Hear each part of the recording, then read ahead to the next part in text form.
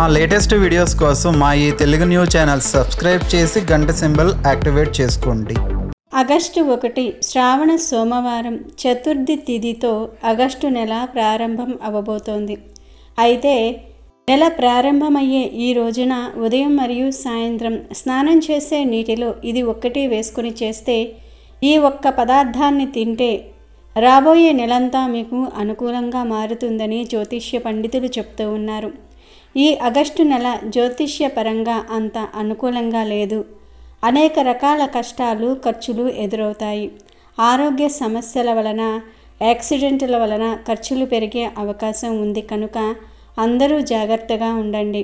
అయినప్పటికీ కూడా ఆగస్టు 1 అనగా నెల ప్రారంభమయ్యే రోజున ఈ చిన్న పనిని చేసుకుంటే ఆ భగవంతుడి కృప మీ మీద ఉంటుంది. మీకు ఎలాంటి చెడు జరగకుండా ఆ భగవంతుడే కాపాడుతాడు అని పెద్దలు చెప్తూ ఉన్నారు. మరి ఆగస్టు 1 ఏం చేస్తే నెలంతా మీకు కష్టాలు ఎదురవ్వకుండా ఉంటాయో తెలుసుకునే ముందు లక్ష్మీదేవికి సంబంధించిన ఒక చిన్న కథను విందాం. ఒకసారి లక్ష్మీదేవి ఒక వ్యక్తిపై కోపగించుకుని, ఈ ఇంటి నుండి వెళ్ళిపోతూ ఉన్నాను. ఇక మీ ఇంటికి దరిద్ర దేవత రాబోతోంది. కాకపోతే నీకొక వరం ఇవ్వదలుచుకున్నాను, అడుగు అని అంటుంది. అప్పుడు ఆ వ్యక్తి లక్ష్మీదేవితో ఇలా అంటాడు, అమ్మా, నువ్వు వెళ్ళిపోతూ ఉంటే ఆపే శక్తి నాకు లేదు. అలాగే దరిద్ర దేవత వస్తూ ఉంటే ఆపే శక్తి అంతకన్నా లేదు. మీలో ఒకరు ఉన్న చోట ఒకరు ఉండరు. కాబట్టి దరిద్ర దేవత వచ్చిన వేళ మా ఇంటిలో ఇప్పుడు ఒకరి పట్ల ఒకరికి ఉన్న ప్రేమ అభిమానాలు అలాగే ఉండేటట్లు వరం ఇవ్వమ్మా అని అన్నాడు. తదాస్తు అని లక్ష్మీదేవి ఆ ఇంటి నుండి వెళ్ళిపోయింది. కొన్ని రోజుల తర్వాత ఇంటిలో వంట చేస్తున్న ఆ వ్యక్తి భార్య కూరలో ఉప్పు, కారం సమపాలల్లో వేయమని కోడళ్లకు చెప్పి గుడికి వెళ్ళిపోయింది. కొంతసేపటికి చిన్న కోడలు ఉప్పు, కారం కూరలో వేసి ఏదో పనిలో నిమగ్నమైపోతుంది. ఇంకొంతసేపటికి పెద్ద కోడలు వచ్చి కూరలో ఉప్పు వేశారో లేదో అని అనుమానం వచ్చి తను కూడా ఆ కూరకు తగినంత ఉప్పు వేసి వేరే పనిలో పడిపోతుంది. ఇంతలో అత్తగారు వచ్చి కోడళ్ళు ఇద్దరూ తమ పనిలో పడి ఉప్పు వేశారో లేదో అని తాను కొంత వేస్తుంది. మధ్యాహ్నం ఆ వ్యక్తి భోజనం చేసే సమయంలో కూరలో ఉప్పు ఎక్కువైందని గ్రహించి దరిద్ర దేవత ఇంట్లోకి ప్రవేశించిందని తెలుసుకుంటాడు. ఏమీ మాట్లాడకుండా తిని లేస్తాడు.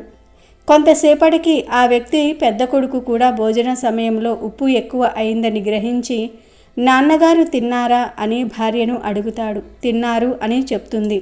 దానితో నాన్న ఏమీ అనకుండా తిన్నాడు, నేనెందుకు అనాలి అని ఏమీ మాట్లాడకుండా తాను తిని లేస్తాడు.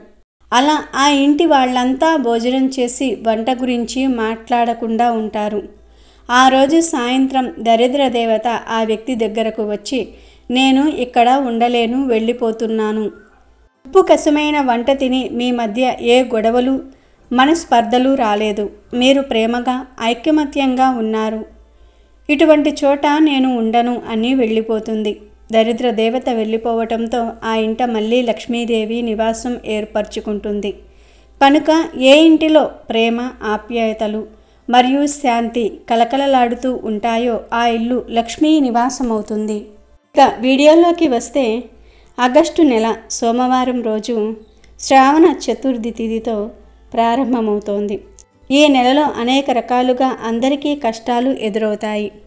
అలా కష్టాలు రాకుండా ఉండాలంటే నెల ప్రారంభమయ్యే ఈ రోజున బొబ్బర్లు లేదా అలసందలను 5 గింజలు నీటిలో వేసుకొని స్నానం చేసుకోండి. అలాగే బొబ్బర్లను ఉడకపెట్టి తాలింపు పెట్టండి. లేదా 6 గుప్పెళ్ళ బొబ్బర్లను మీరు ముందు రోజు నాడే నానబెట్టేయండి. ఆగస్టు 1 ఉదయం ఈ బొబ్బర్లను తాలింపు పెట్టండి. ఈ బొబ్బర్లను మీతో పాటు తీసుకొని దగ్గరలో ఉండే గుడికి వెళ్ళండి. ఆ గుడిలో ఈ బొబ్బర్లను పంచిపెట్టేయండి. లేదు, మాకు గుడికి వెళ్ళటం కుదరదు అనుకునేవారు ఇంటిలోనే ఇష్టదైవాన్ని పూజించుకొని ఇష్టదైవానికి బొబ్బర్లను నివేదన చేయండి. అలాగే ఈ బొబ్బర్లను మీరు ప్రసాదంగా స్వీకరించి ఇంటి దగ్గరి వారికి పంచిపెట్టేయండి. మీరు మాత్రం ఖచ్చితంగా బొబ్బర్లు తినాలి.